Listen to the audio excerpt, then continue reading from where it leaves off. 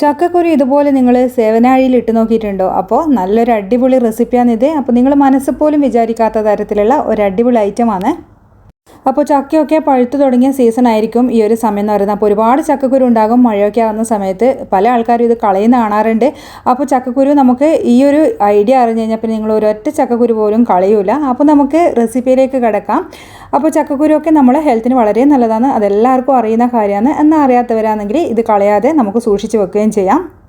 അപ്പോൾ നമുക്ക് എല്ലാവർക്കും അറിയാം ചക്ക തന്നെ ഒരുപാട് ആരോഗ്യ ഗുണങ്ങൾ അടങ്ങിയിരിക്കുന്നതാണ്. Protein, fibre, vitamin A, vitamin C, പൊട്ടാസ്യം, മഗ്നീഷ്യം, അതുപോലെ സിങ്ക്, കോപ്പർ എന്നിങ്ങനെ ശരീരത്തിന് ആവശ്യമായിട്ടുള്ള പല ഘടകങ്ങളും ചക്കയിൽ അടങ്ങിയിട്ടുണ്ട്. അതുപോലെ തന്നെ ചക്കയിൽ അടങ്ങിയിരിക്കുന്ന നമ്മൾ ആൻറ്റി ഓക്സിഡൻറ്റുകൾ ക്യാൻസർ, ഹൃദ്രോഗം മുതലായ പല രോഗങ്ങളെയും ചെറുത്ത് നിൽക്കാൻ കഴിവുള്ളതാണ്. അതുപോലെ പ്രമേഹ രോഗികൾക്കും ചക്ക കഴിക്കാം എന്നാണ് പറയുന്നത്. കാരണം ഇതിലുള്ള ഗ്ലൈസീമിക് ഇൻഡെക്സ് വളരെയധികം കുറവായതുകൊണ്ട് തന്നെ ചക്ക കഴിക്കുന്നതുകൊണ്ട് അവർക്കും കുഴപ്പമൊന്നുമില്ല. അപ്പോൾ ഇതാ നമ്മൾ റെസിപ്പി ഉണ്ടാക്കാൻ വേണ്ടിയിട്ട് കുറച്ച് ചക്കക്കുരു എടുത്തിട്ടുണ്ട്. അപ്പോൾ ഇത്ര അധികം നമുക്ക് വേണ്ട, ഇതിൽ നിന്നൊരു 10-15 എണ്ണം മാത്രം മതിയാകും. അപ്പോൾ ഇതൊന്ന് നമുക്ക് അതിൻ്റെ തൊലിയൊക്കെ ഒന്ന് കളഞ്ഞെടുത്ത് കൊണ്ടുവരാം. അപ്പോൾ സാധാരണ പണ്ടൊക്കെ ഇതിൻ്റെ ഈ ഒരു ബ്രൗൺ പാർട്ടും ചിരണ്ടി കളയാറുണ്ടായിരുന്നു. പക്ഷേ ഇപ്പോൾ പറയുന്നത് ഇതിൽ ധാരാളം വൈറ്റമിൻസ് ഒക്കെ അടങ്ങിയിരിക്കുന്നുണ്ട്, ശരീരത്തിന് നല്ലതാണെന്നാണ് പറയുന്നത്. അതുകൊണ്ട് ഇത് കളയേണ്ട ആവശ്യമില്ല, പുറത്തെ ആ ഒരു തൊലി മാത്രം കളഞ്ഞാൽ മതി. ഇനി ഇതിലേക്ക് ഒരു 1/4 കപ്പ് വെള്ളവും അതുപോലെ ആവശ്യത്തിനുള്ള ഉപ്പും കൂടി ചേർത്ത് കൊടുക്കാം. എന്നിട്ട് നമുക്കിത് കുക്കറിൽ ഇതൊന്ന് വേവിച്ചെടുക്കണം. അപ്പോൾ ഇത് നല്ല മധുരമുള്ള ചക്കക്കുരുവാണ് കേട്ടോ. അപ്പോൾ അതുകൊണ്ട് ഈ ഒരു റെസിപ്പി നമ്മൾ ഉണ്ടാക്കുമ്പോൾ തന്നെ നല്ല ടേസ്റ്റിയാണ്. അപ്പോൾ ഇതാ നമ്മളൊരു 2 വിസിൽ കൊണ്ട് തന്നെ നന്നായിട്ട് വെന്ത് കിട്ടിയിട്ടുമുണ്ട്. ഇനിയിപ്പോൾ നമുക്ക് നന്നായിട്ട് തണുത്തതിന് ശേഷം ഇതുപോലെ മിക്സിൻ്റെ ജാറിലേക്ക് ഒന്ന് മാറ്റി കൊടുക്കാം. അപ്പോൾ നമ്മൾ പൊടിച്ചെടുക്കുന്ന ആ ഒരു ജാറിലേക്കാണ് മാറ്റിയത്. എന്നിട്ട് ആവശ്യത്തിനുള്ള വെള്ളവും കൂടി ചേർത്തിട്ട് നല്ല പേസ്റ്റ് പോലെ ഒന്ന് അരച്ചെടുക്കണം. അപ്പോൾ ചിലപ്പോൾ നമ്മൾ ചക്കക്കുരു അരക്കുന്ന സമയത്ത് വെള്ളം നല്ലോണം ആവശ്യമായി വരും. അപ്പോൾ ആവശ്യത്തിനനുസരിച്ചിട്ട് നിങ്ങൾക്ക് ചേർത്ത് കൊടുക്കാം. കുറച്ച് വെള്ളം കൂടിപ്പോയി കഴിഞ്ഞാലും കുഴപ്പമൊന്നുമില്ല. പച്ചവെള്ളത്തിലാണെങ്കിൽ അങ്ങനെ ചേർത്താൽ മതി. അല്ലെങ്കിൽ ചക്കക്കുരു വേവിച്ച വെള്ളം ഉണ്ടെങ്കിൽ അതിൽ നിങ്ങൾക്ക് അരച്ചെടുക്കാം. ഇനിയിപ്പോൾ അത് വേറൊരു പാത്രത്തിലേക്ക് മാറ്റിയതിന് ശേഷം അതിലേക്ക് ഞാനിതാ കുറച്ച് കടലപ്പൊടി ചേർത്തിട്ടുണ്ട്. ഇതിൻ്റെ അളവൊക്കെ നമുക്ക് പറയാനില്ല, കാരണം നമ്മളിത് പൊടിയൊക്കെ ചേർത്ത് കുഴക്കുമ്പോൾ ആവശ്യം എത്ര ഉണ്ടോ അതിനനുസരിച്ച് ചേർത്ത് കൊടുക്കുക ചെയ്യുന്നത്. അതുപോലെ തന്നെ കുറച്ച് നമ്മൾ അരിപ്പൊടിയും ചേർത്തിട്ടുണ്ട്. അതുപോലെ ഇതിലേക്ക് ഒരു 1/4 ടീസ്പൂൺ മഞ്ഞൾപ്പൊടിയും 1 ടേബിൾ സ്പൂൺ മുളക് പൊടിയും ചേർക്കുന്നുണ്ട്. പിന്നെ അതുപോലെ തന്നെ ആവശ്യത്തിനുള്ള ഉപ്പ് ചേർത്ത് കൊടുക്കാം. ചക്കക്കുരു വേവിക്കുമ്പോൾ ഉപ്പ് ചേർത്താണ്, എന്നാലും നമുക്ക് ഈ കടലമാവിലും അരിപ്പൊടിയിലും ഒക്കെ ഉപ്പിൻ്റെ ആവശ്യം ഉണ്ടാകും. അതുകൊണ്ട് ആവശ്യത്തിന് ചേർത്ത് കൊടുക്കാം. എന്നിട്ട് നമുക്കിത് നല്ലോണം ഒന്ന് കുഴച്ചെടുക്കണം. നമ്മൾ സാധാരണ ചപ്പാത്തിക്കൊക്കെ കുഴക്കുന്നത് പോലെ. അതിനു മുന്നേ നമ്മളിതിലേക്ക് കുറച്ച് കായപ്പൊടിയും കൂടി ചേർത്ത് കൊടുക്കുന്നുണ്ട്. ഒരു സ്പൂൺ വെച്ചിട്ട് നമ്മളിതൊന്ന് മിക്സ് ചെയ്തെടുക്കാം. എന്നിട്ട് കൈ വെച്ചിട്ട് നമുക്കിത് കുഴച്ചെടുക്കാം. അതുപോലെ പൊടി ആവശ്യമുണ്ടെങ്കിലോ അല്ലെങ്കിൽ വെള്ളം ആവശ്യമുണ്ടെങ്കിലോ നോക്കിയിട്ട് ചേർത്ത് കൊടുക്കാം.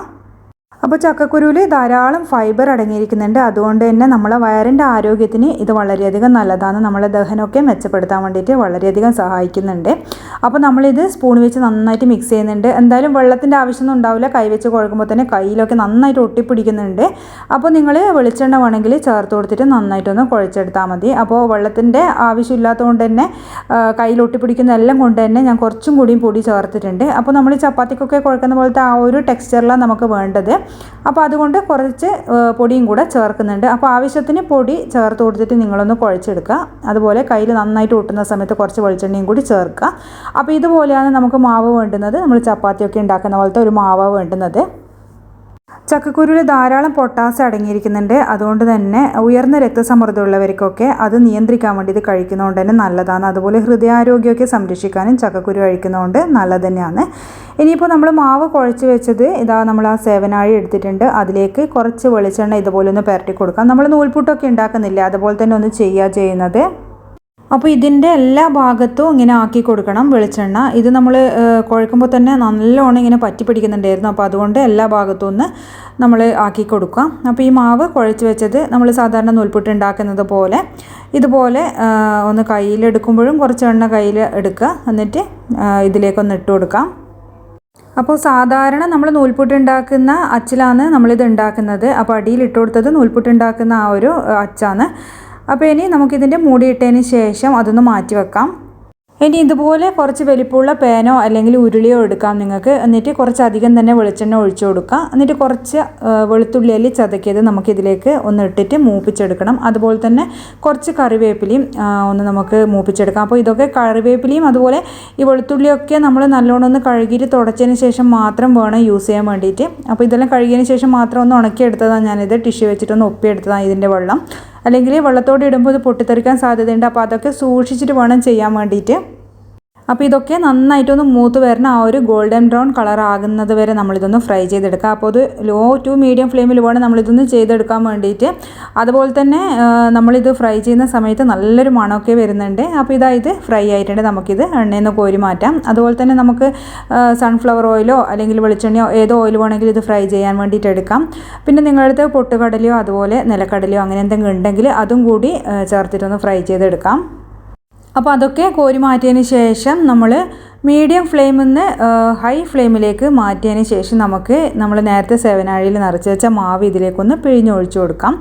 അപ്പോൾ സേവനാഴിയിൽ നിറച്ചിട്ട് ഒരുപാട് സമയം നമ്മളങ്ങനെ വെക്കരുത്. അപ്പോൾ മാവൊക്കെ അടിയിൽ വന്ന് നിന്നിട്ട് ഭയങ്കര ഒട്ടിപ്പിടിക്കാനും പിന്നെ നമുക്ക് ഈ ഒരു സേവനാഴിയിൽ നിന്ന് അങ്ങ് വിട്ട് കിട്ടാനും ഭയങ്കര ബുദ്ധിമുട്ടായിരിക്കും. അത് സൂക്ഷിച്ചിട്ട് വേണം നിങ്ങൾ ചെയ്യാൻ വേണ്ടിയിട്ട്. അപ്പോൾ ഇത് നമ്മൾ ചെയ്യുന്നത് പാനിൻ്റെ എല്ലാ ഭാഗത്തും എത്തുന്ന വിധത്തിലാണ് നമ്മൾ ഈ ഒരു മാവ് പിഴിഞ്ഞൊഴിച്ചു കൊടുക്കുന്നത്. അപ്പോൾ ഇത് 1-2 സെക്കൻഡ് കൊണ്ട് തന്നെ നമുക്കിത് റെഡിയായി കിട്ടും. ഇനി ഹൈ ഫ്ലെയിമിൽ നിന്ന് മീഡിയത്തിലേക്ക് മാറ്റിയിട്ട് വേണം ഇത് കുക്ക് ചെയ്തെടുക്കാൻ വേണ്ടിയിട്ട്. അപ്പോൾ ഒരു 2 സെക്കൻഡ് കഴിഞ്ഞ് കഴിഞ്ഞാൽ നമുക്കിതൊന്ന് തിരിച്ചിട്ട് കൊടുക്കാം. അപ്പോൾ 2 ഭാഗവും നല്ലോണം ഒന്ന് ഫ്രൈ ആക്കി എടുക്കുക. അപ്പോൾ ഇത് നല്ല ക്രിസ്പി ആയിട്ട് കിട്ടും. നമുക്ക് തിരിച്ചിട്ടിട്ടും ഇതുപോലെ ഒന്ന് ഫ്രൈ ചെയ്തെടുക്കാം. അപ്പോൾ ആ ഭാഗം ഒരു 2 സെക്കൻഡ് ഒന്ന് ഫ്രൈ ആക്കി എടുക്കുക. എന്നിട്ട് വീണ്ടും ഇതൊന്ന് നമുക്ക് തിരിച്ചിടാം. അപ്പോൾ ഒരുപാട് കരിഞ്ഞു പോകാൻ പാടില്ല, അതൊന്ന് പ്രത്യേകിച്ച് സൂക്ഷിക്കുക. അപ്പോൾ 2 ഭാഗവും ഫ്രൈ ആയി കഴിഞ്ഞാൽ വീണ്ടും ഈ ഒരു ഭാഗം കൂടി ഒന്നും കൂടി തിരിച്ചിട്ട് കൊടുക്കുന്നുണ്ട്. അപ്പോൾ നല്ലപോലെ ഫ്രൈ ആയിട്ടുണ്ട്. നമുക്കിനി ഇത് എണ്ണയിൽ നിന്ന് കോരി മാറ്റാം. എന്നിട്ട് വേറൊരു പാത്രത്തിലേക്കോ അല്ലെങ്കിൽ ടിഷ്യൂലേക്കോ ഒന്ന് മാറ്റി കൊടുക്കാം. അപ്പോൾ ഇതൊരു 3-4 ബാച്ചായിട്ട് ഞാനിതെല്ലാം ഇങ്ങനെ ഫ്രൈ ചെയ്തെടുത്തതാണ്. അപ്പോൾ ഇതൊരു പാത്രത്തിലേക്ക് മാറ്റിയിട്ടുണ്ട്. ഇനി അതിലേക്ക് നമുക്ക് ആവശ്യത്തിനുള്ള ഉപ്പ് ചേർത്ത് കൊടുക്കാം. അപ്പോൾ നമ്മൾ ആദ്യം ചേർക്കുമ്പോൾ ഉപ്പ് ചേർത്തതാണ്, ഇപ്പോൾ വേണമെങ്കിൽ മാത്രം ചേർത്താൽ മതി. അപ്പോൾ നമ്മൾ കുറച്ച് ഉപ്പിൻ്റെ പൊടി ചേർത്തിട്ടുണ്ട്. ഇനി ഇതിലേക്ക് നിങ്ങൾക്ക് കായപ്പൊടി വേണമെങ്കിൽ ചേർത്ത് കൊടുക്കാം. ആദ്യം ഞാൻ ചേർത്തിന്, അതുകൊണ്ട് ഇപ്പം ചേർക്കുന്നില്ല. പിന്നെ കുറച്ച് മുളക് പൊടി ചേർക്കുന്നുണ്ട്. മഞ്ഞൾപ്പൊടിൻ്റെ ഒന്നും ആവശ്യമൊന്നുമില്ല. മുളക് പൊടിയൊക്കെ നിങ്ങൾ എരിവിനനുസരിച്ച് ചേർത്ത് കൊടുക്കാം. എന്നിട്ട് കൈ വെച്ചിട്ട് നന്നായിട്ട് ഇതൊന്ന് മിക്സ് ചെയ്ത് കൊടുക്കുക. നമ്മൾ കൈ കൊണ്ട് തൊടുമ്പം തന്നെ ഇതെല്ലാം അങ്ങ് പൊട്ടിപ്പോകും. അപ്പോൾ ഒരുപാട് അങ്ങ് പൊടിച്ചെടുക്കേണ്ട ആവശ്യമൊന്നുമില്ല. കുറച്ച് വലുപ്പത്തിൽ കിടക്കുന്നതാണ് നല്ലത്. അപ്പോൾ ഇത് നല്ലപോലെ ഒന്ന് മിക്സ് ചെയ്ത് കൊടുക്കുന്നുണ്ട്. ആ ഒരു കറിവേപ്പിലയും നമ്മൾ ആ വെളുത്തുള്ളി അല്ലി എല്ലാം കൂടി ഒന്ന് മിക്സ് ചെയ്തെടുക്കുന്നുണ്ട്. അപ്പോൾ നല്ല ടേസ്റ്റാണ്. ആ ഒരു നമ്മൾ ഈ ഒരു മിക്സ്ചർ കഴിക്കുന്ന സമയത്ത് അതിൻ്റെ ആ ഒരു വെളുത്തുള്ളിയും കറിവേപ്പിലയും ഒക്കെ നമ്മളിങ്ങനെ കടിക്കുമ്പോൾ നല്ല ടേസ്റ്റാണ്. അപ്പോൾ കൈ കൊണ്ട് നമ്മളിങ്ങനെ പൊടിക്കുമ്പോൾ നന്നായിട്ട് പൊടിഞ്ഞു പോകുന്നെന്ന് തോന്നുന്നുണ്ടെങ്കിൽ ഇതുപോലെ ഒന്ന് എല്ലാ ഭാഗത്തും ആ ഒരു ഉപ്പും പിന്നെ നമ്മളെ മുളക് പൊടിയൊക്കെ ഒന്ന് മിക്സ് ചെയ്തെടുത്താൽ മതി. അപ്പോൾ ചൂട് ചായൻ്റെ കൂടെ നമ്മൾ ഇതുപോലത്തെ ഒരു ഐറ്റം ഉണ്ടെങ്കിൽ തന്നെ നമുക്ക് നല്ല ടേസ്റ്റി ആയിട്ട് നമ്മൾ കടയിൽ നിന്നും ഇതുപോലെ മിക്സ്ചറോ ഓമപ്പൊടിയോ ഒന്നും വാങ്ങിക്കേണ്ട ആവശ്യമില്ല. അപ്പോൾ ചക്കക്കുരു പോലും വെറുതെ കളയേണ്ട ആവശ്യമില്ല. ഇതുപോലെ പല റെസിപ്പീസും നമുക്ക് ഉണ്ടാക്കാൻ പറ്റും. അതുപോലെ ചക്കക്കുരുവിൻ്റെ ഗുണങ്ങളൊക്കെ ഞാൻ ഒരുപാട് പറഞ്ഞു തന്നു. അതുപോലെ തന്നെ എല്ലിനും പേശികൾക്കും ഒക്കെ ആവശ്യമായിട്ടുള്ള മഗ്നീഷ്യം കാൽസ്യം ഒക്കെ ഇതിലടങ്ങിയിരിക്കുന്നുണ്ട്. അതുകൊണ്ട് ചക്കക്കുരു കഴിക്കുന്നത് നമ്മളെ എല്ലിനും ഒക്കെ നല്ലത് തന്നെയാണ്. നമ്മളെ ശരീരത്തിന് ആവശ്യമായ പ്രോട്ടീനും ചക്കക്കുരുവിൽ അടങ്ങിയിരിക്കുന്നുണ്ട്. അതുകൊണ്ട് തന്നെ നമുക്ക് ധൈര്യമായിട്ട് കഴിക്കാൻ പറ്റും. അതുപോലെ അയണൊക്കെ ഇതിൽ അടങ്ങിയിരിക്കുന്നത് കൊണ്ട് തന്നെ നമുക്ക് വിളർച്ചയുള്ളവർക്കൊക്കെ ഇത് കഴിക്കുന്നത് വളരെ നല്ലതാണ്. പിന്നെ കലോറിയൊക്കെ വളരെ കുറവാണ്. അതുകൊണ്ട് നാരുകളൊക്കെ അടങ്ങിയിരിക്കുന്നതുകൊണ്ട് വണ്ണം കുറക്കാൻ ആഗ്രഹിക്കുന്നവർക്കൊക്കെ ധൈര്യമായിട്ട് കഴിക്കാം.